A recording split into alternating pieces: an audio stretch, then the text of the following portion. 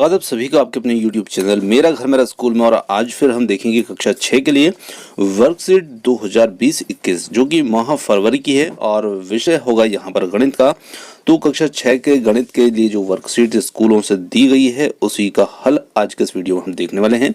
तो चलिए और देखते हैं किस प्रकार से आप इस वर्कशीट को हल करेंगे। जो भी बच्चे कक्षा 6 में अध्ययनरत हैं, जो भी विद्यार्थी हैं और प्राइवेट स्कूल के विद्यार्थी भी देख सकते हैं क्योंकि उन्हें ये उपलब्ध नहीं हो पाई है और गवर्नमेंट स्कूल के बच्चों को ये उपलब्ध हो पाई है।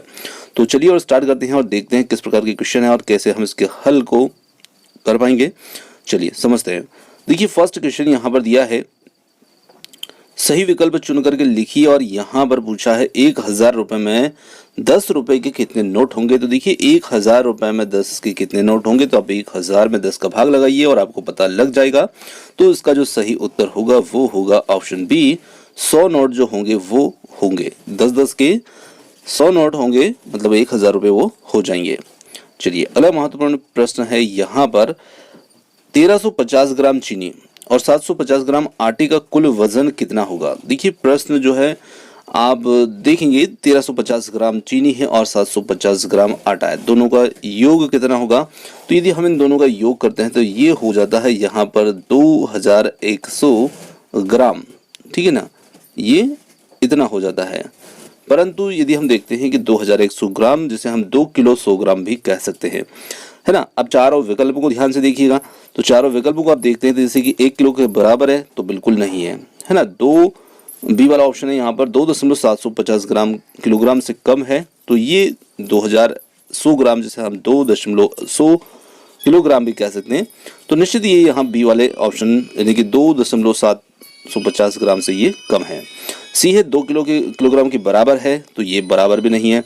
डी है 2.100 किलोग्राम से अधिक है, तो देखिए इससे अधिक भी नहीं है ना। तो फिर हमारा यहाँ पर जो उत्तर होगा वो कौन सा होगा, तो यहाँ पर हमारा जो उत्तर होगा वो होगा ऑप्शन बी जो होगा, है ना, 2.750 किलोग्राम से ये कम है। तो बी वाला हमारे यहाँ पर उत्तर बनेगा। और यदि हम टोटल इनका करेंगे तो ये फिर 2100 ग्राम या फिर हम इसको कह सकते हैं 2.100 किलोग्राम भी इसको कह सकते हैं, है ना। तो दोनों ही बातें जो हैं ये यहाँ पर देख सकते हैं, परंतु ये बराबर कम ज़्यादा इस प्रकार से प्रश्न को पूछा है तो हमारा उत्तर फिर इससे ये कम है, हम इसको बता सकते हैं। चलिए अगला क्वेश्चन है, निम्नलिखित में से 25 का एक गुणनखंड है, तो 25 का एक गुणनखंड यहाँ पर कौन सा विकल्प होगा। 4 विकल्प आपके सामने है, तो इसमें जो सही उत्तर होगा वो होगा ऑप्शन सी, 5 जो है ये 25 का एक गुणनखंड है।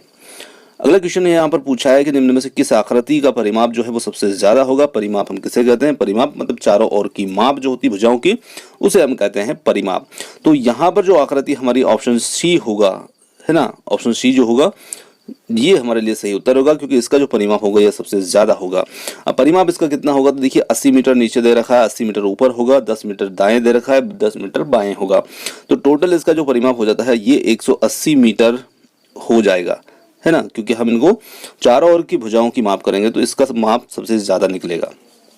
चलिए अगला क्वेश्चन है, 10 रुपए का 1 रुपया कौन सा भाग होता है। तो 10 रुपए का 1 रुपया भाग होता है 10वां भाग। तो यहाँ पर ऑप्शन जो ए होगा इसके लिए सही उत्तर होगा।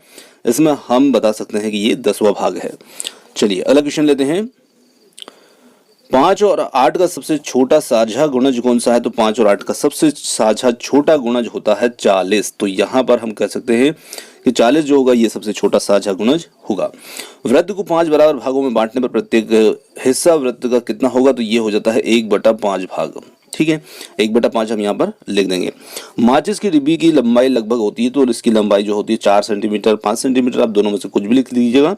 मैं यहाँ पर लिख रहा हूँ 5 सेंटीमीटर, ठीक है, क्योंकि माचिस जो होती है थोड़ी बहुत लंबी या छोटी हो सकती है। आप मापेंगे, आपके पास 4 की हो सकती है, मेरे पास 5 की हो सकती है, तो कोई दिक्कत नहीं, 4 या 5 दोनों में से आप कुछ भी लिख दीजिएगा। फिर अगला क्वेश्चन यहाँ पर, यदि किसी संख्या में 1000 के स्थान पर 7 हो तो उसका स्थानीय मान कितना होता है। तो उसका स्थानीय मान हो जाता है 7000। तो यहाँ पर उत्तर हो जाएगा 7000, ठीक है, तो 7000 इसमें उत्तर हो जाएगा। राम ने कार्य का 1/5 भाग पूरा किया, उसने कार्य का कितना प्रतिशत भाग पूर्ण कर दिया। तो उसने किया 20%। तो यहाँ पर उत्तर हो जाएगा हमारा 20%। चलिए आगे बढ़ते हैं अगले क्वेश्चन की ओर। अगला क्वेश्चन है यहाँ पर थर्ड वाला, जिसमें पूछा 3/5 की 4 तुल्य भिन्नों को लिखिए। तो देखिए 3/5 की जो 4 तुल्य भिन्न हो सकती है वो कौन कौन सी हो सकती है। तो फर्स्ट है यहाँ पर लिख सकते हैं हम 6/10। 6/10 जो है ये भी 3/5 की ही यहाँ पर तुल्य भिन्न है, क्योंकि आप इसे छोटा का रूप में लेके आएंगे, 3 से काटेंगे तो ये 2 से काटेंगे इसे तो 3/5 ही आएगी। फिर इसी के साथ में हम यहाँ पर अगले भिन्न ले सकते हैं 9/15। 9/15 जो है इसे 3 से आप काटेंगे, 3 से काटने पर ये 3/5 का ही रूप होगा। इसी प्रकार से अगले भिन्न हो सकती है यहाँ पर 12/20। तो 12/20 ये अगले भिन्न है ना, इसे 4 से काटेंगे तो ये भी 3/5 का ही रूप है। और अगले भिन्न हम ले सकते हैं यहाँ पर 15/25। तो 15/25 ये हमारी चौथी भिन्न हो जाएगी। तो इस प्रकार से हम इन्हें लिख सकते हैं। चलिए अगले क्वेश्चन की ओर बढ़ते हैं। अगला क्वेश्चन दिया है यहाँ पर, नीचे दी गई आकृति में किसी संख्या के सभी गुणनखंड दिए हैं और बीच में बने बॉक्स में वो संख्या लिखिए।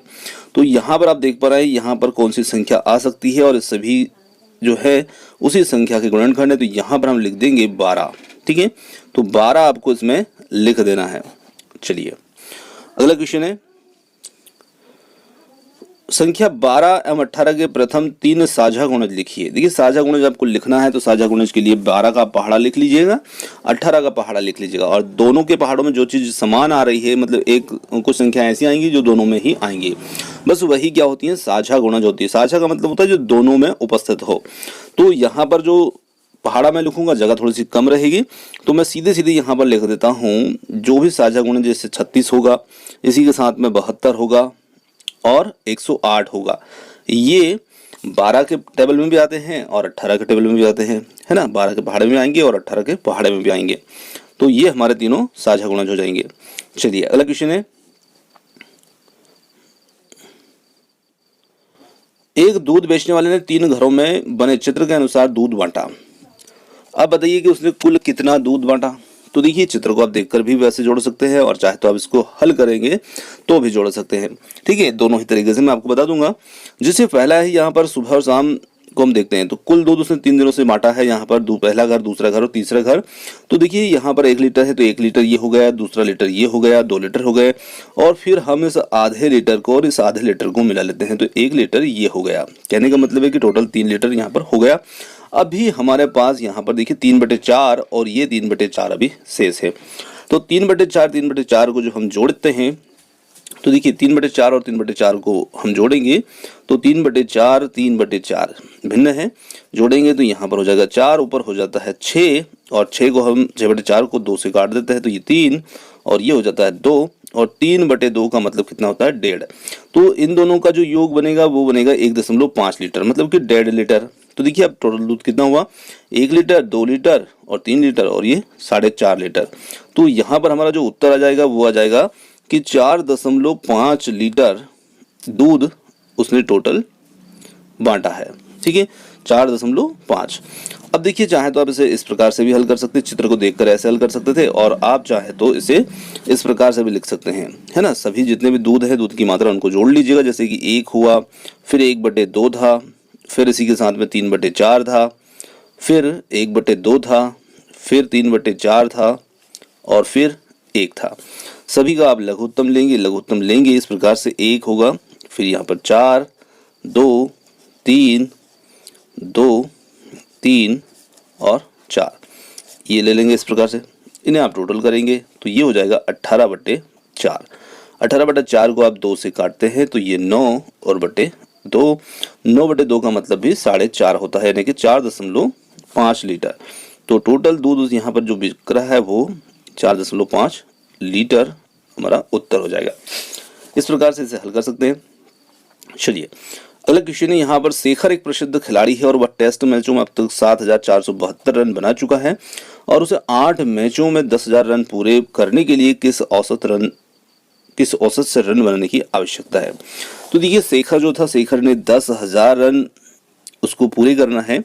10,000 में से वो अभी तक बना चुका है 7,472। तो इसे हम घटा देते हैं। तो देखिए यहाँ पर इसका जो घटाएंगे तो उत्तर आएगा 2,528 ये आएगा। ठीक है, अब उसे 8 मैचों में ये इतना रन स्कोर पूरा करना है। तो 8 का हम भाग लगाएंगे इसमें, 8 का भाग लगाएंगे तो 316 इसमें निकल के आएगा, यानी कि वो इतने 7,472 रन तो बना चुका है। अब वो 316 रन औसत से बनाएगा तो 10,000 रन उसके पूरे हो जाएंगे।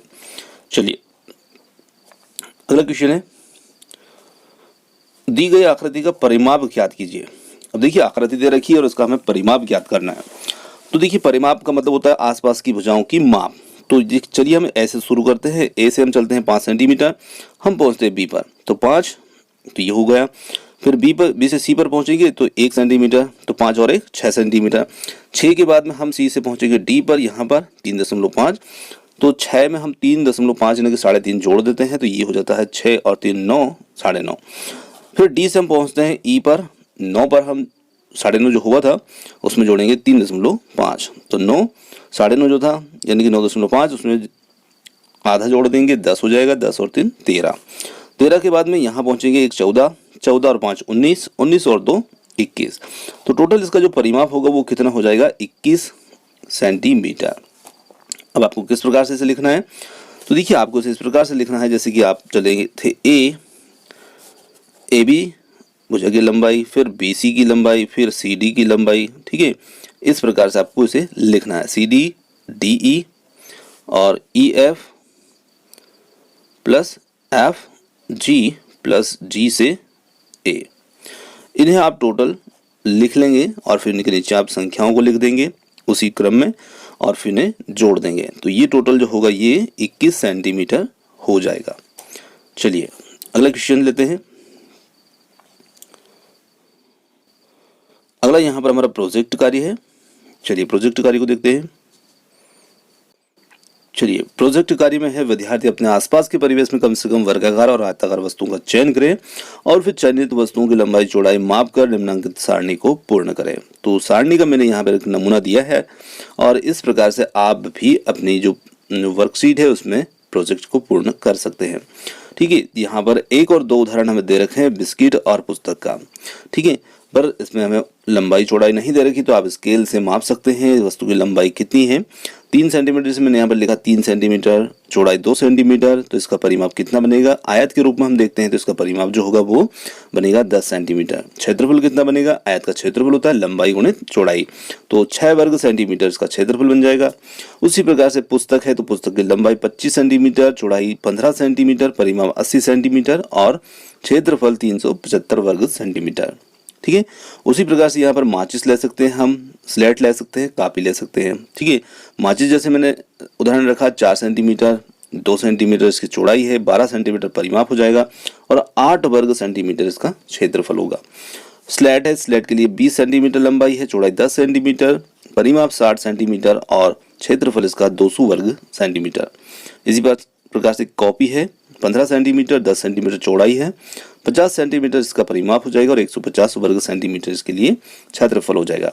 अब इसी से संबंधित इस प्रकार से हम और भी कुछ उदाहरणों को ले सकते हैं और यहाँ पर इस प्रोजेक्ट को पूर्ण कर सकते हैं।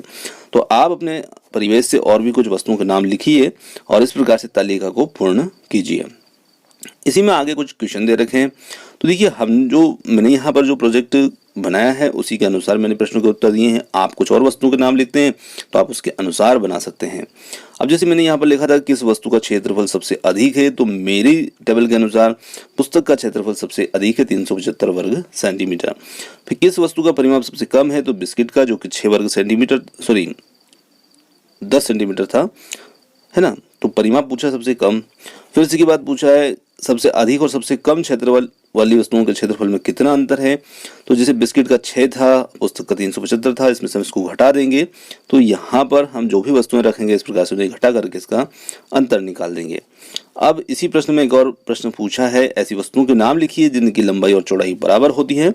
तो जैसे फर्श की टाइल्स होती है और भी कुछ वस्तुएं हो सकती है जैसे जो वर्गाकार स्थिति में होती है, जिनकी लंबाई चौड़ाई जो होती है वो बराबर हो सकती है।